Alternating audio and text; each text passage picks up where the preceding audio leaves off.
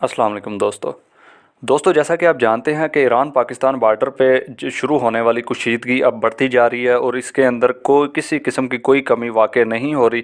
और इस तरह लगता है कि खुदा ना खास्ता ये जो कुशीदगी बढ़ रही है ये किसी बड़ी जंग का पेश खैमा ना बन जाए। जैसा कि आप जानते हैं कि गुज़िश्ता दिनों ईरान ने पाकिस्तान के अंदर हमला किया, बलूचिस्तान के अंदर मिज़ाइल्स और ड्रोन से हमला किया, जिसके बाद ईरान की तरफ से ये ऑफिशियल मौक़िफ़ ये इख्तियार किया गया कि पाकिस्तान के अंदर एक टेररिस्ट ऑर्गेनाइजेशन, जिसका मैं नाम नहीं लूँगा कुछ SOPs की वजह से, एक टेररिस्ट ऑर्गेनाइजेशन काम कर रही है पाकिस्तान में, जो कि ईरान के अंदर हालिया दहशतगर्दी हमलों के अंदर मुलव्वस है और वो ईरान को मतलूब थी। ईरान का कहना यह था कि उन्होंने पाकिस्तान के दफ्तर ख़ारजा से रब्ता भी किया कि आप हमारे साथ मिलकर इनके ख़िलाफ़ कार्रवाई करें। ये ईरान का बयान है। तो लेकिन उनकी तरफ से ईरान का कहना है कि पाकिस्तान की तरफ से कोई रिस्पांस नहीं आया था, तो इस वजह से वो कहते हैं कि हमें यह कदम उठाना पड़ा कि इंतहाई ख़तरनाक साबित हुआ है। इसके बदले में पाकिस्तान ने बोला था कि हम इसका बदला ज़रूर लेंगे, जो हमने रिटेलिएट करना है इसके ख़िलाफ़ वो रिज़र्व है हमारे पास और हम लाजमी इसके ख़िलाफ़ रिटेलिएट करेंगे। और पाकिस्तान ने रिटेलिएट किया भी। पाकिस्तान ने रात के F-16 JF-17 थंडर और ड्रोन्स का इस्तेमाल करते हुए 7 अहदाफ को जो है वो ईरान के अंदर निशाना बनाया। और पाकिस्तान का बोलना है कि 7 से ज़्यादा दहशतगर्द जो हैं वो जहन्नम वासिल हुए और मुतअद्दिद जो हैं वो ज़ख्मी हुए, जिनकी तादाद रिवील नहीं की गई अभी तक। उसके बाद बॉर्डर पे जो मूवमेंट देखने को आ रही है वो बहुत ही ख़तरनाक है। वो ख़तरनाक हालात की तरफ इशारा कर रही है। वो ये कि ईरान ने बहुत हैवी इक्विपमेंट्स जो है वो डिप्लॉय करना शुरू कर दी हैं पाक ईरान बॉर्डर पे, और बहुत ही ख़तरनाक किस्म की जंगी मशक़ें शुरू कर दी हैं और एक्सरसाइज कर रहे हैं वो मिज़ाइलों से और हेलीकॉप्टर से और लड़ाका तैयारों से, और काफ़ी कुछ यानी कि उसके अंदर टैंक्स इस्तेमाल किए जा रहे हैं और मिलिट्री इंस्टॉलमेंट्स की जा रही हैं वहाँ पर, जो कि साफ साफ इस बात की तरफ इशारा करता है कि ईरान जंग करना चाह रहा है और ईरान बता रहा है कि हम किसी भी जंग के लिए बिल्कुल तैयार हैं। जैसा कि आप जानते हैं कि 10 साल इराक और ईरान की जंग लगी रही, उसके बाद अगर थोड़ी सी स्टेबिलिटी आई उसके बाद ईरान में 5 6 7 साल तक उस ईरान तकरीबन स्टेबल रहा। अब जाके फिर ईरान वार के अंदर कूद रहा है USA के साथ। यमन और ईरान एक ब्लॉक बना के, फ़लस्तीन यमन ईरान एक ब्लॉक बना के जो है वो USA के ख़िलाफ़, NATO के ख़िलाफ़ जंग में कूद रहे हैं। इसी तरीके अब पाकिस्तान के ख़िलाफ़ फ्रंट खोल दिया ईरान ने, तो पता नहीं ईरान चाहता क्या। हालांकि अगर ईरान इस टाइम समझदारी करता तो एक फ्रंट जब ईरान के ख़िलाफ़ खुला हुआ था USA का, NATO का, जो कि बहुत तगड़ा फ्रंट समझा जाता है और देखा जाए तो बिल्कुल वाकई ही बहुत तगड़ा फ्रंट है कि एक तरफ जो है NATO के तमाम ममालिक हैं, एक साइड पे ईरान और यमन, और साथ में फ़लस्तीन बेचारा ये अकेले खड़े हुए हैं एक साइड पे। यानी कि अकेले तो नहीं हैं लेकिन इनडायरेक्ट जो वो चाइना और रूस इन्हें बैक कर रहा है। लेकिन ओवरऑल अगर देखा जाए कि ऑफिशियली जो बयान है वो तो यही है कि हम अकेले ही खड़े हुए हैं यहाँ पे। और उसके बावजूद ये बात समझने से कासिर हूँ कि ईरान ने क्यों यानी कि पाकिस्तान की तरफ ये फ्रंट खोला। और फिर पाकिस्तान ईरान में कोई इतने ज़्यादा कोई इख्तलाफात भी नहीं थे कि ईरान जो है वो मिनट के अंदर मिसाइल दाग दे पाकिस्तान के किसी भी इलाके के अंदर। पाकिस्तान ईरान के तो अल्हम्दुलिल्लाह बहुत अच्छे ताल्लुकात रहे हैं हमेशा से। जैसे ईरान पे लगी पाबंदियों की बात हो तो पाकिस्तान ने हमेशा ईरान की साइड ली है। उसके बाद हर बात में पाकिस्तान ने जो है वो ईरान का साथ दिया और एक दो अच्छे हमसाया, हालांकि अफ़गानिस्तान के साथ इतने अच्छे ताल्लुकात नहीं थे पाकिस्तान के। आप देखें कौन कौन से मुल्क पाकिस्तान के साथ लगते हैं, ठीक है। चाइना के साथ अच्छे ताल्लुकात हैं पाकिस्तान के। भारत के साथ कहने को तो कुशीदगी रहती है, लेकिन फिर भी जो है ट्रेड के लिहाज से और हर लिहाज से अल्हम्दुलिल्लाह अच्छे ताल्लुकात हैं भारत के साथ भी हमारे। और इसी के साथ साथ अगर ईरान के साथ देखा जाए तो ईरान के साथ भी बहुत अच्छे ताल्लुकात हैं, बल्कि ईरान के साथ अगर देखे तो सबसे अच्छे ताल्लुकात ईरान के साथ ही थे पाकिस्तान के। लेकिन उसके बावजूद ईरान का हमला कर देना, आई डोंट नो वाई। और इस खित्ते के अंदर जो है वो कशीदगी में मुसलसल इजाफा हो रहा है। कुछ दिन पहले पाकिस्तान का वफद ईरान में जाके ईरानी वफद के साथ मिला और कई किस्म की जो है वो ट्रेड के मुआहदे तय पाए हैं।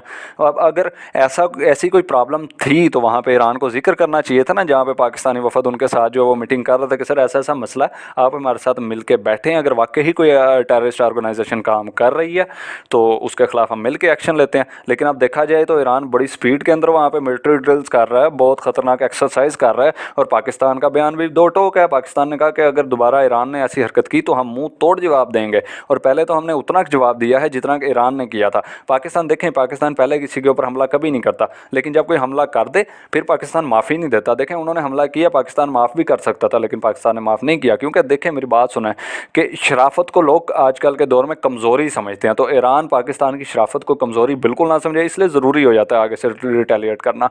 अगर माफ़ कर देते लोगों ने कहना था लो जी पाकिस्तान डर गया, ठीक है, लेकिन पाकिस्तान ने माफ़ नहीं किया और अपना एक वक़ार कायम रखा कि भाई अगर हमला करोगे तो हमला होगा। तो ज़ाहिर बात है ईरान को भी इस चीज़ का डर लगा होगा, क्योंकि ईरान के परली साइड पे देखा जाए तो ईरान के खिलाफ एक फ्रंट और खुला हुआ और वो बहुत ख़तरनाक फ्रंट है। ईरान ने पिछले दिनों मिसाइल मारे थे अमेरिका की और इसराइल की इंटेलिजेंस का वो मुश्तरका अड्डा था जहाँ पे बहुत बड़ी मीटिंग जारी थी और वहाँ पर बहुत बड़े बड़े जो है वो उनके एजेंट्स जमा थे, खुफिया सर्विस के, मोसाद के और CIA के। तो वहाँ पे ईरान ने इंटेलिजेंस बेस्ड मालूमात पे जो हमला किया था और वो 100% एक्यूरेट साबित हुआ और सारे के सारे जो फौजी वहाँ पर मौजूद थे वो मारे गए। तो ये बहुत बड़ा इक़दाम था। उसके बाद सीरिया के अंदर ईरान ने हमला किया और तीसरा हमला जो है वो पाकिस्तान पर कर मारा ईरान ने। अजीब बात है, लेकिन बहरहाल हमारी आर्मी हर टाइम ऐसे हमलों से लड़ने के लिए तैयार है। हम ऐसे हमलों से जो है वो डरने वाले नहीं है और ईरान को चाहिए तहम्मुल से काम ले और पाकिस्तान को भी चाहिए तहम्मुल से काम ले और ये वार आगे आगे नहीं बढ़नी चाहिए। और आप भी जो है कमेंट के अंदर अपनी कीमती राय का इजहार कर सकते हैं। हमारी वीडियो को लाइक कर दिया करें, चैनल को लाजमी सब्सक्राइब किया करें, के लिए बहुत अहम होता है एक एक सब्सक्राइब। ये खिता खुदा ना खास्ता बहुत ज़्यादा कुशीदगी की तरफ जा रहा है। अल्लाह करे ये जंग ना लगे, क्योंकि देखें जब जंग लगती है तो दोनों साइडों का नुकसान होता है।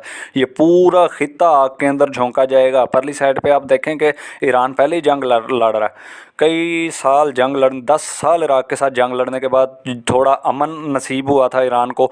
उसके बाद अमेरिका ने जो उसके ऊपर पाबंदियां लगाई हुई थी वो पाबंदियां ख़त्म हुई। अब टाइम था ईरान का तरक्की करने का और ईरान ने जंग शुरू कर दी है। चलो उस साइड पे तो जंग शुरू की ही थी पाकिस्तान के साथ, जैसे दोस्ती ईरान की चल रही थी पाकिस्तान के साथ, उसे कंटिन्यू करना चाहिए था ताकि पाकिस्तान उसका साथ देता इस जंग में। बल्कि वो पाकिस्तान के साथ भी उसने जंग शुरू कर दी, जो कि बिल्कुल ही समझ लें कि मुझे नहीं समझ आ रहा कि इस टाइम पे ईरान का जंग शुरू करना तो बहुत ही नामुनासिब है उसके अपने लिए, ईरान के अपने लिए नामुनासिब है। अगर खुदा ना खास्ता ईरान यहाँ पे जंग शुरू कर देता है, उधर से जो है नेटो ने चढ़ाई कर देनी है, इधर से पाकिस्तान ने चढ़ाई कर देनी है, तो ईरान के पल्ले क्या बच जाना, कुछ भी नहीं। बीच में चाइना, अब चाइना ईरान का भी इलाय है और पाकिस्तान का भी इलाय है। अब ये नहीं पता चाइना किस स्टेज पे आके खड़ा होता है और किसका साथ जो है वो ऑफिशियली चाइना देता है, लेकिन अव्वल तो जंग लगनी नहीं चाहिए। लेकिन जैसे जिस टाइप की हरकत इस टाइम पाक ईरान बॉर्डर के ऊपर चल रही हैं ईरान की तरफ से, उससे तो साफ जाहिर होता है कि ईरान जो है वो जंग लगाना चाहता है। अब हैवी मिलिट्री ड्रिल्स हो रही हैं, अब देखें ज़ाहिर बात है अगर वहाँ पे मिलिट्री एक्टिविटी हो रही है तो पाकिस्तान को भी मिलिट्री एक्टिविटी अपने जो है वो डिफेंस के लिए करनी पड़ेगी। और अल्हम्दुलिल्लाह पाकिस्तान उसके मुकाबले में जो है वो इंस्टॉलमेंट्स कर रहा है। अगर के खुदा ना खास्ता अगर हम पे जंग मुसल्लत की गई तो फिर हम किसी को नहीं छोड़ेंगे, ये बात याद रखें। जब तक जंग मुसल्लत नहीं की जाती तब तक हम सुकून से बैठे हुए हैं, हम अमन चाहते हैं। लेकिन याद रखें अगर पाकिस्तान ईरान वार छिड़ गई तो बहराए अरब भी बंद हो जाना है। रेड सी तो पहले ही ब्लॉक है, तो बहराए अरब भी ब्लॉक हो गया तो तेल की बहुत शॉर्टेज हो जानी है। जो तेल की ट्रेड इस एरिया से हो रही है, समझ लें दुनिया में सबसे ज़्यादा तेल की ट्रेड बहराए अरब और रेड सी के थ्रू होती है, ये याद रखें। पूरी दुनिया में इतना देखें, ईरान से तेल निकलता है, सऊदी अरेबिया से तेल निकलता है, रास्ता कौन सा, यही बहराए अरब, ठीक है। बहराए अरब के अंदर इंटर होकर रेड सी में जाएंगे ना, आगे फिर यमन है, ठीक है। यमन और ईरान इलाए है। जब ईरान की जंग लग गई तो ईरान ने जो है बहराए अरब बंद कर देना और कुशीदगी बहुत बढ़ जानी है। ये तेल जो आपको आज 300 रुपये RS लीटर मिल रहा है, 300 PKR में 1 लीटर मिल रहा है, ये 1000 रुपये लीटर भी नहीं खुदा ना खास्ता आपको मिलेगा, क्योंकि आगे से उसी साइड से आ रहा है ना सर, सऊदीया वाली साइड से तेल आ रहा है। ईरान से समंगल हो गया, पाकिस्तान में तेल आ रहा है, उसके अलावा सऊदीया के साथ ट्रेड कर रहा है पाकिस्तान तेल। और कहाँ से सर तेल ले रहा है पाकिस्तान, रूस से तेल आता है, कितना तेल आ जाएगा, तो रूस से ज़्यादा जो है वो पाकिस्तान इस साइड से तेल ले रहा है, ईरान और सऊदीया से तेल ले रहा है। जब ये वाला एरिया ईरान ने तो तेल देना वैसे ही बंद कर देना, ठीक है, तेल की शॉर्टेज आ गई। फिर सऊदीया से जो महंगे दामों तेल ले रहा है पाकिस्तान, वो भी बंद हो जाएगा। तो ये 1000 रुपये लीटर भी खुदा ना खास्ता आपको नहीं मिलेगा यहाँ पे। और समझ लें कि फ्यूल के सर के ऊपर ही मुल्क की मईशत चलती है, ये याद रखें। फ्यूल बंद हो गया, कंटेनर्स नहीं चलेंगे, किल्लत आ जाएगी, ठीक है। अच्छा, फिर दूसरी चीज़ जंग के ऊपर आपको पता है एक टैंक चल रहा हो तो वो कितना फ्यूल पीता है 1 किलोमीटर का, कम से कम 10 से 15 लीटर फ्यूल पीता है। और तो याद रखें कि ये जंग किसी के लिए फ़ायदेमंद नहीं है। ये ख़ित्ता मज़ीद कुशीदगी के अंदर जाएगा, बहुत आगे। पहले ही पाकिस्तान में जो है वो बहुत पॉलिटिकल अनस्टेबिलिटी है, और मज़ीद ऊपर से खुदा न खास्ता अगर जंग भी लग गई तो मज़ीद नुकसान की तरफ खुदा न खास्ता पाकिस्तान जा सकता है। खुदा ताला ना करे कि ऐसी जंग लगे। खुदा ताला पाकिस्तान को भी और ईरान को भी अमन से रहने की तौफीक अता फ़रमाए, और इस वार को एक्सलेट दोनों तरफ से ना किया जाए। आमीन। आप भी कमेंट के अंदर आमीन लिख के और अच्छी सी दुआ दोनों मुल्कों के लिए लिख के जो है वो कमेंट करें, और हमारे चैनल को सब्सक्राइब करें और वीडियो को लाइक करें। अगली वीडियो तक के लिए अल्लाह हाफिज़।